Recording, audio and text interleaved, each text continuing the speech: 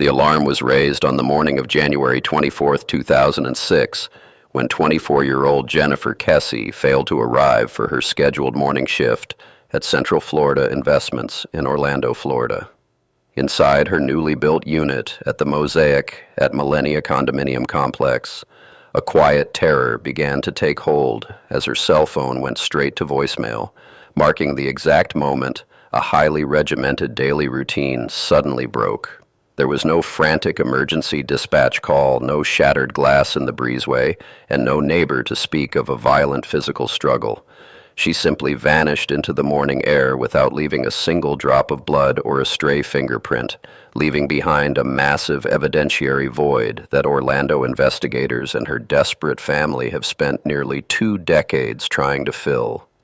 That abrupt disappearance transformed an ordinary Tuesday morning commute into the starting point of one of the most baffling, unsolved missing persons investigations in modern criminal history. The sheer lack of physical clues immediately elevated the case from a local anomaly to a national media fixation, drawing the attention of federal profilers and seasoned detectives who could not comprehend how someone could evaporate in broad daylight. When her worried parents, Drew and Joyce Kesse, coordinated with the building manager to finally force their way into her apartment shortly after 3 p.m., they braced themselves for a gruesome crime scene. But what they found was profoundly unsettling in its absolute normalcy. The humid air inside the master bathroom still held the faint scent of her morning shower, and a damp white towel rested casually on her unmade bed. Her favorite makeup was laid out neatly on the granite bathroom counter. A hairdryer was left plugged into the wall, and 2 distinct outfits were spread across her mattress, as if she had been trying to decide what to wear to the corporate office. Everything in the room screamed that a successful young professional had just gotten ready for her day, completely unaware of the dark fate waiting just beyond her front door. This frozen tableau of an interrupted life definitively proved to crime scene technicians that whatever happened to Jennifer did not occur inside the safety of her home. The pristine condition of her carpets and the undisturbed furniture locked down the timeline, confirming she survived the night and successfully completed her morning preparations before stepping out into the hallway. The true horror of the situation began to set in when her family realized the front door had been securely deadbolted from the outside using her personal key. A quick survey of the property revealed her prized possession, a 2004 black Chevy Malibu, was entirely missing from its usual parking spot in the lot below her second-story window. This meant Jennifer had confidently walked out of her home around 7:30 a.m., locked the door behind her, and stepped into the Florida morning, only to be intercepted before she could ever start her engine. The sickening realization that she was physically taken in broad daylight, just steps from her own threshold and surrounded by occupied apartments, sent a wave of panic through everyone who loved her. The missing vehicle immediately became the primary focal point of the regional search, a massive steel clue rolling somewhere through the crowded city streets of Orange County. Detectives rapidly issued a regional bulletin for the Chevy Malibu, knowing that whoever controlled the car likely held the ultimate answer to where Jennifer had been taken and who was responsible for her sudden abduction. To understand the gravity of her absence, one must understand that Jennifer was someone who did everything right, meticulously crafting a life of financial stability and personal caution. She was a deeply responsible finance manager, fiercely independent, and incredibly proud of the Mosaic at Millennia condo she had recently purchased entirely on her own after graduating from the University of Central Florida. She was universally known by her peers to be highly vigilant about her security, always checking in with her family multiple times a day and never taking reckless chances with her personal safety in an unfamiliar environment. Her sudden vanishing fundamentally shatters the comforting illusion that doing everything right, maintaining situational awareness, and living in a secure building is enough to protect you from the unknown.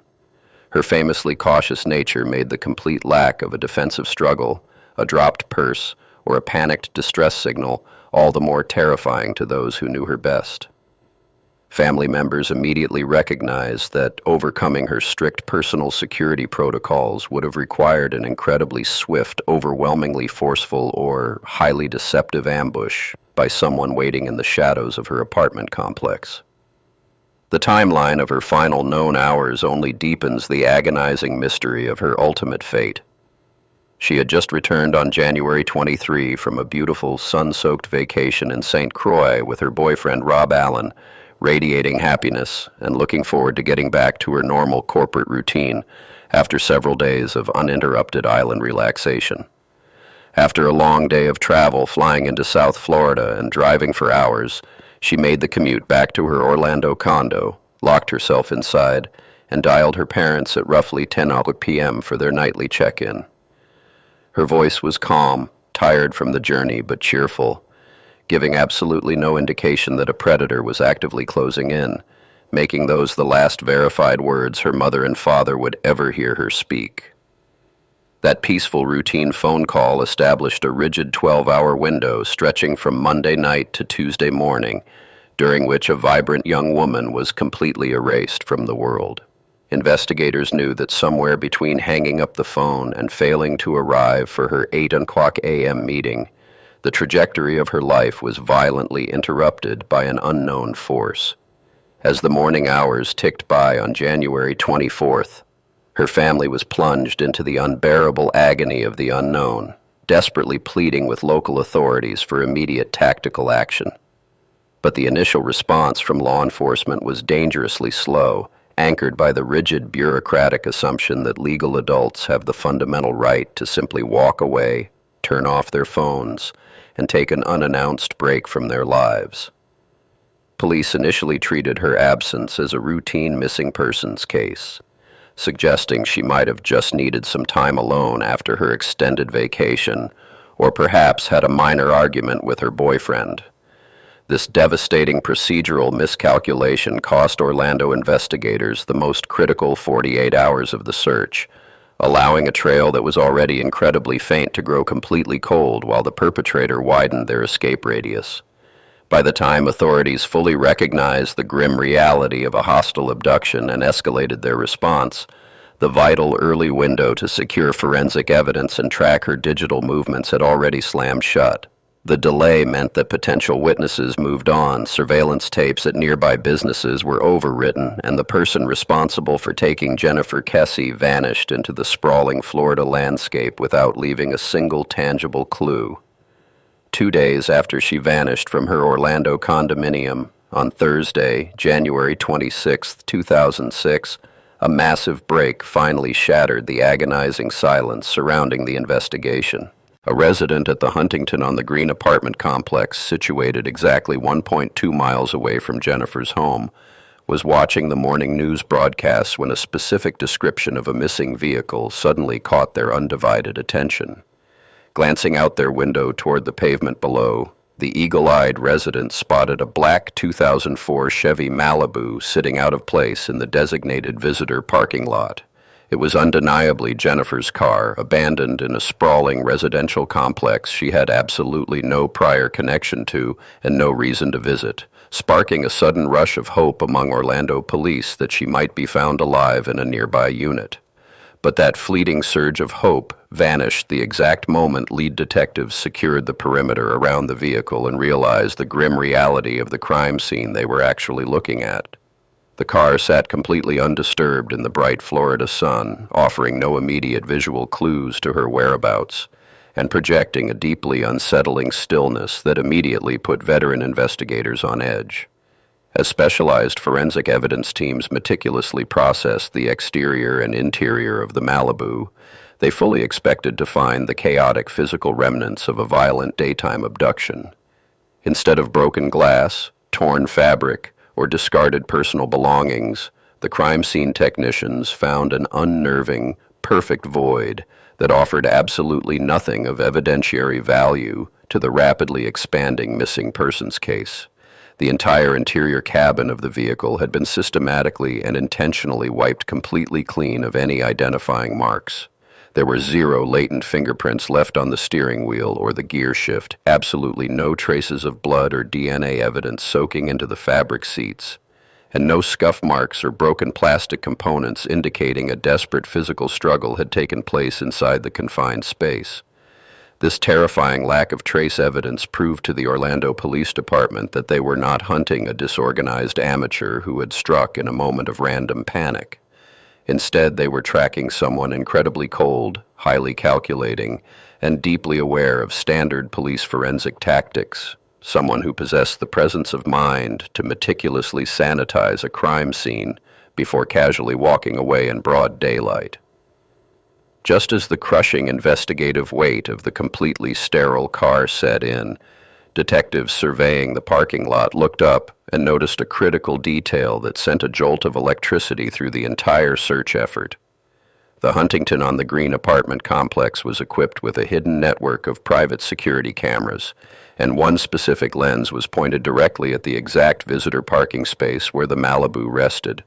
For Jennifer's increasingly desperate family, this technological revelation was the absolute miracle they had been relentlessly praying for since the nightmare began on Tuesday morning.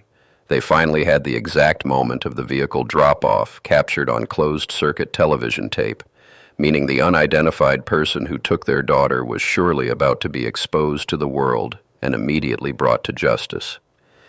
Detectives immediately secured the recording equipment and rushed the raw surveillance footage back to the digital forensics lab for enhancement, holding their breath as the grainy, low-resolution video file finally began to play on the monitors. The entire investigative task force gathered around the screens, fully expecting to see the clear face of the primary suspect staring back at them from the digital recording.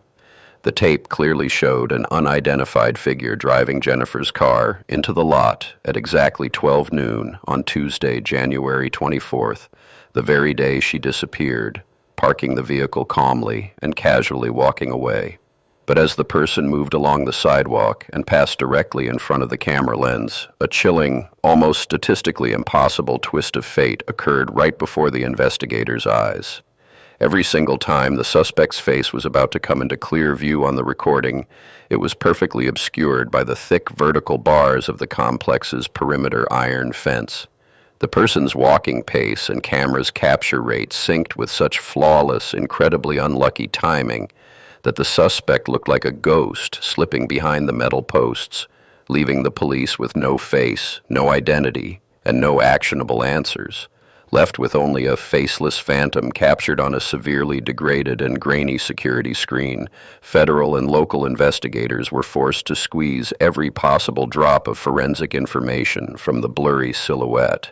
The frustrating footage was sent to the FBI and NASA for advanced digital enhancement, hoping that cutting-edge software could somehow reconstruct the missing facial features hidden behind the thick iron bars.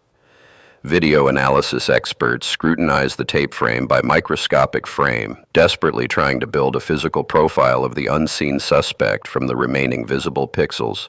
They determined the person was wearing oversized, light-colored clothing and distinct footwear, an outfit which strongly resembled the standard daily uniform of a professional painter, a drywall installer, or a manual day laborer working on a construction site.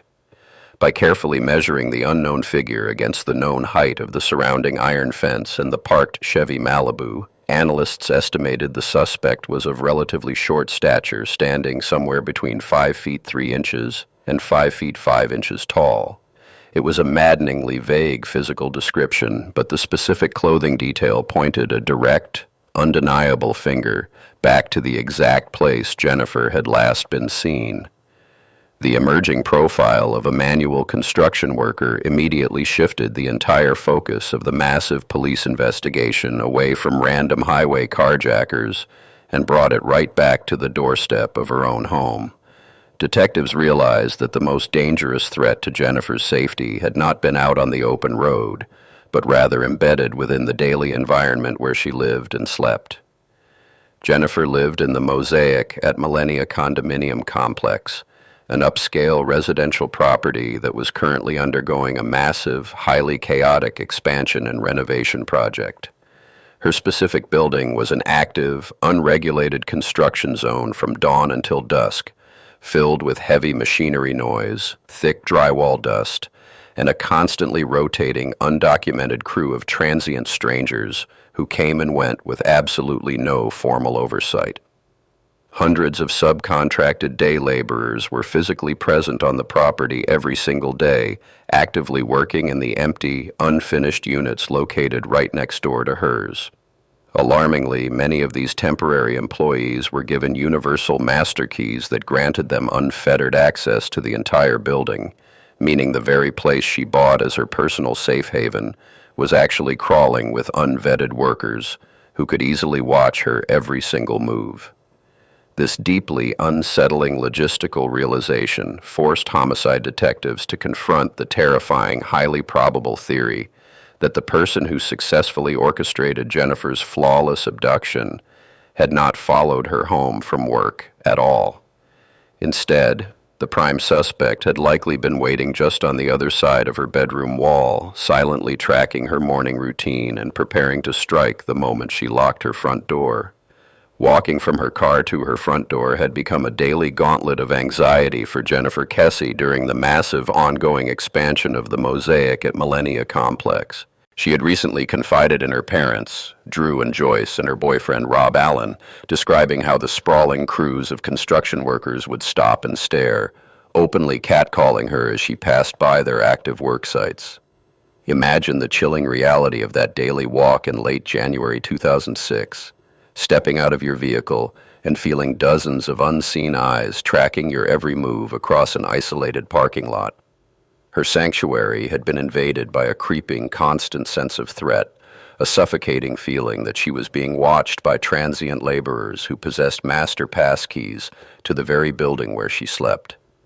That lingering dread quickly became the primary focal point for Orlando Police Department detectives, trying to retrace her final steps on the morning of January 24th, as investigators realized the immediate danger posed by her own living environment and the hundreds of strangers working just outside her bedroom window. A massive search operation descended upon the Mosaic condo complex, transforming the sprawling construction site into a rigid grid of intense scrutiny. Police officers and specialized tracking dogs methodically scoured through dozens of empty, unfinished apartments, checking behind fresh drywall, inside industrial dumpsters, and under unlaid flooring for any sign of a violent struggle. The working theory pursued by law enforcement was terrifying in its absolute simplicity, suggesting that someone had simply waited for her to walk past her front door, pulled her into a vacant unit, and silenced her before anyone could hear a sound. Because the workers had unrestricted access to the empty units, any one of those dark, unfinished rooms could have been the perfect trap.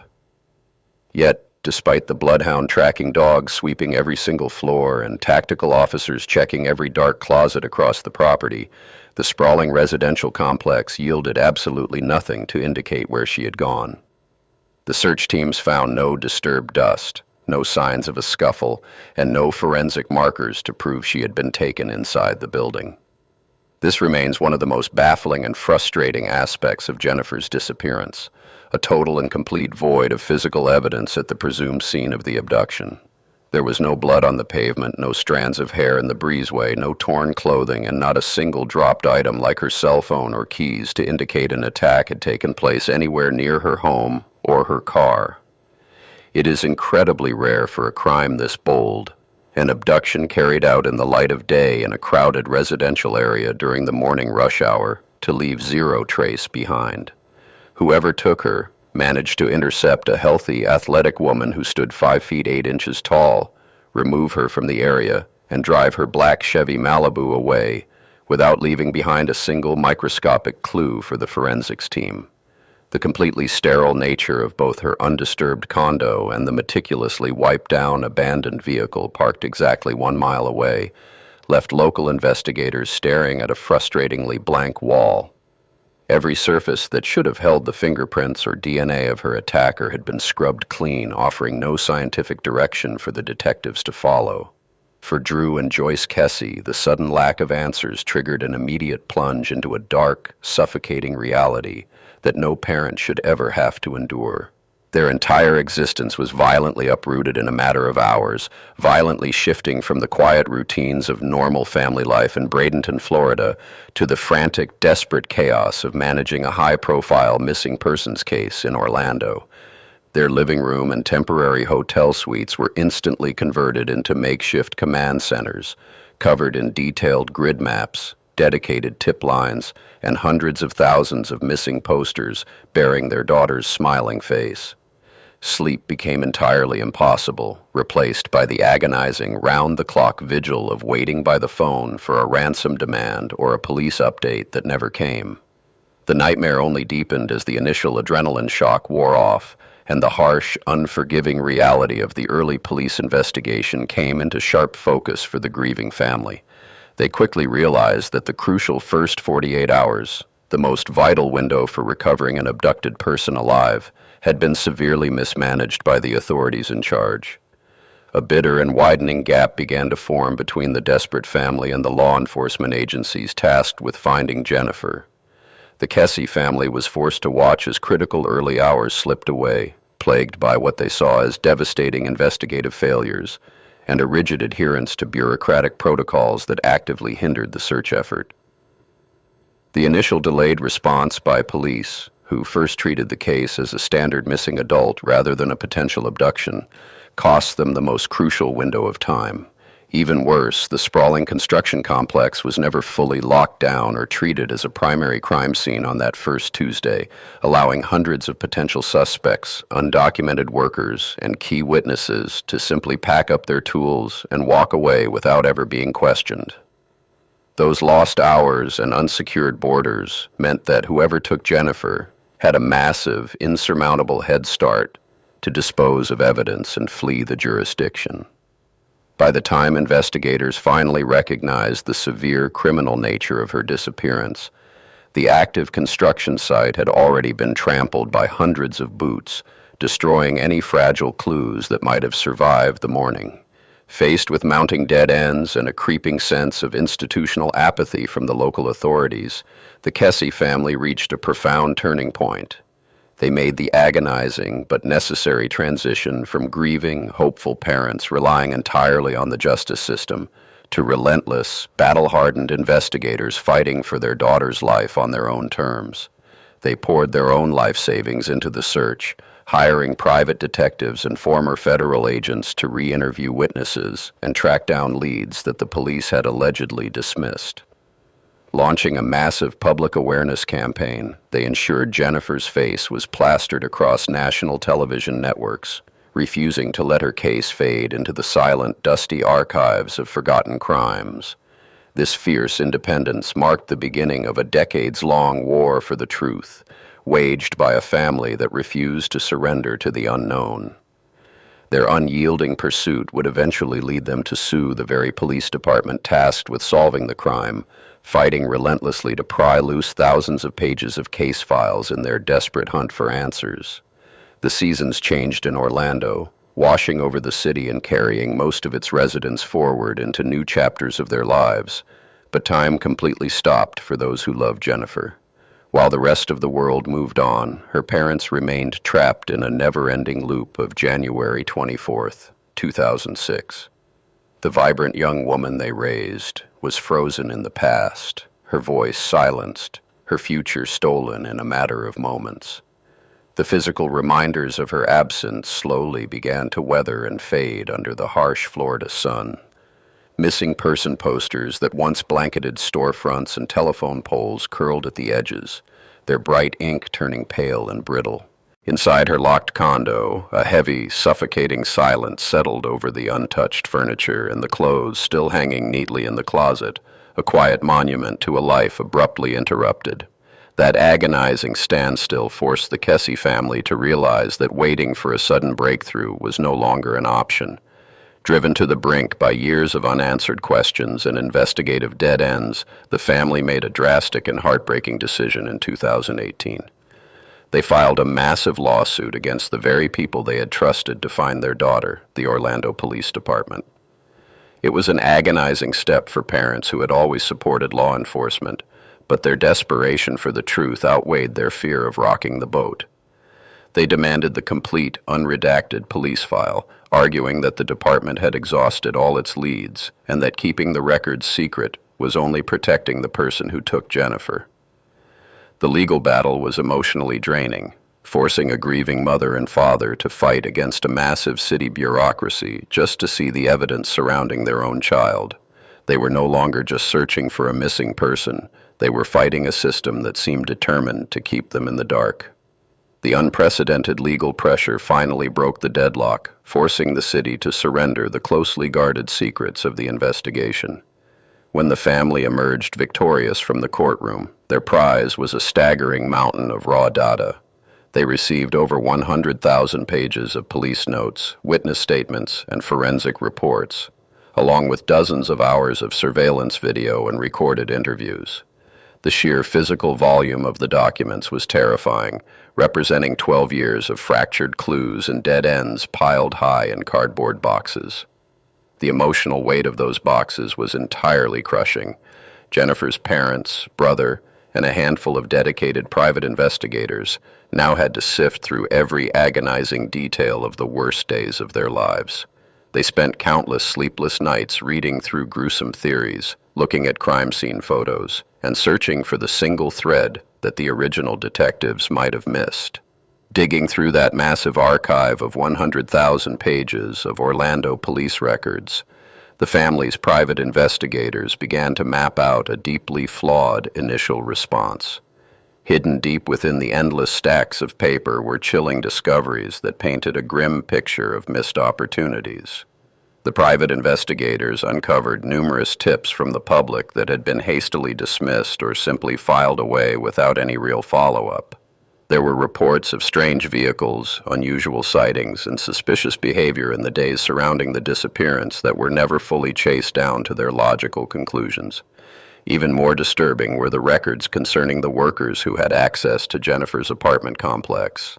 The files revealed poorly documented interviews with construction crews, missing background checks, and glaring gaps in the timelines of men who were working mere feet from her door. The paper trail showed a chaotic early investigation where crucial names were misspelled, potential witnesses slipped away, and the narrow window to catch a predator was left wide open. Armed with these neglected clues, the family's team began to retrace the steps of the original detectives, zeroing in on a specific tip that pointed toward the water.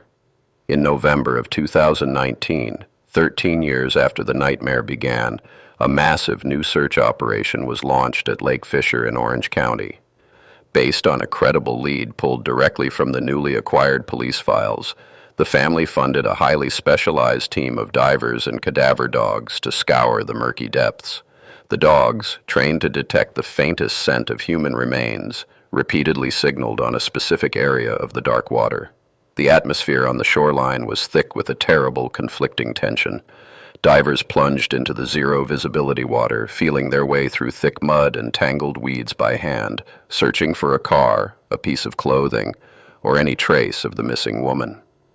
For 3 agonizing days, the family stood on the edge of the lake, bracing themselves for the horrific closure they desperately needed.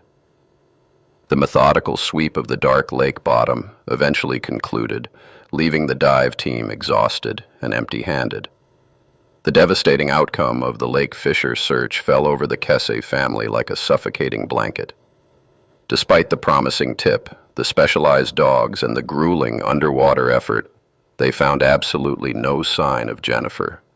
The profound emptiness of hitting yet another dead end after investing so much money, time, and emotional energy was nearly impossible to bear. Every failed search only reinforced the chilling reality that whoever took her had executed their crime with terrifying precision. It meant her captor or killer was still out there, walking free, while her loved ones remained trapped in a waking nightmare. The lack of answers was a cruel torture, a constant reminder that the person responsible had somehow managed to make a vibrant human being vanish without a single physical trace. Surviving that crushing disappointment forced the investigators to pivot away from the water and look back toward the original timeline of the abduction. The void left by Jennifer Kesse extends far beyond the borders of Orlando, exposing the deep systemic fractures in how society handles missing adults. When a grown woman vanishes, the initial response is often paralyzed by a fatal institutional flaw. the dangerous assumption that adults have the legal right to simply walk away from their lives. In those critical early hours when evidence is freshest and the trail is warm, law enforcement protocols often dictate waiting, watching, and hoping the missing person will return on their own. This devastating delay creates an environment where predators slip through the cracks, leaving families to fight not just for their loved ones, but against a system that hesitates when every second means the difference between life and death. Because of the agonizing delays experienced in cases like Jennifer's, legislative battles were ignited to overhaul these archaic procedures. Families forced to act as their own detectives began pushing lawmakers to enact strict missing persons mandates, demanding immediate police action regardless of the victim's age or circumstances. These grassroots efforts birthed new standardized protocols across various jurisdictions, compelling local agencies to enter adult missing persons into national databases without the mandatory 24-hour waiting period. The tragedy of the Kesse family became a catalyst for institutional reform, ensuring that future reports of vanished adults would be met with immediate forensic deployment rather than bureaucratic skepticism. Yet, for the families left in the wake of these changes, the reforms offer only a bitter solace. The Kesse family transformed their profound grief into a relentless operational machine, sacrificing their own financial stability and emotional well-being to fund private searches, legal battles, and a perpetual public awareness campaign. Their daily existence was permanently rewritten from that of a normal suburban family to that of full-time investigators. Every phone call brings a jolt of adrenaline. Every unidentified remain found in the Florida swamps requires a grueling DNA comparison, and every passing year adds another layer of heavy, unresolved trauma to a family that simply refuses to surrender. This relentless crusade shattered the illusion of safety for young, independent professionals across the country. By 2008, just 2 years after the disappearance, the Kesse case had become a nationwide touchstone for personal security, fundamentally altering how property management companies approached construction worker background checks in residential complexes. The realization that a locked door and a gated community offered zero protection against an undocumented, unvetted workforce living within the very same building changed the security landscape. Renters and buyers began demanding strict accountability, forcing developers to rethink the invisible risks lurking in half-finished hallways and empty neighboring units. Despite the reforms and the shift in public awareness, the physical reality of what happened on that January morning remains locked in silence. The most agonizing unresolved question is how a vibrant, strong woman was subdued and transported in broad daylight without leaving a single drop of blood, a scuff mark, or a witness behind. The thousands of pages of police records, the endless hours of digitized security footage, and the exhaustive forensic sweeps of her car and condominium cannot settle the exact mechanism of her abduction. It is a terrifying void in the timeline, a span of mere minutes, where a human being was erased with a chilling, almost surgical precision that continues to baffle the greatest investigative minds. The enduring legacy of this unsolved mystery is a haunting testament to the limits of modern criminal justice. The Florida courts eventually recognized the family's right to access the unredacted police files, a landmark victory that set a new precedent for victims' families fighting against the opaque walls of stalled police investigations. But that legal triumph came with the crushing burden of confronting thousands of dead ends and missed opportunities firsthand. The files laid bare the raw truth that sometimes, despite immense resources, national media attention, and an unyielding familial love, the system simply fails to catch the predator hiding in plain sight. Today, the Kesse family stands as a somber beacon for thousands of others navigating the dark waters of missing loved ones. Their ongoing struggle is a stark reminder that closure is often a myth invented by those who have never had to keep a porch light burning for a decade and a half, waiting for a car that will never pull into the driveway. The security footage still loops in the archives, capturing a phantom figure walking away from a black sedan in the bright Florida sun. It is a silent, grainy monument to the unknown, a fleeting shadow that holds the answers to a family's unending nightmare, forever stepping just out of frame.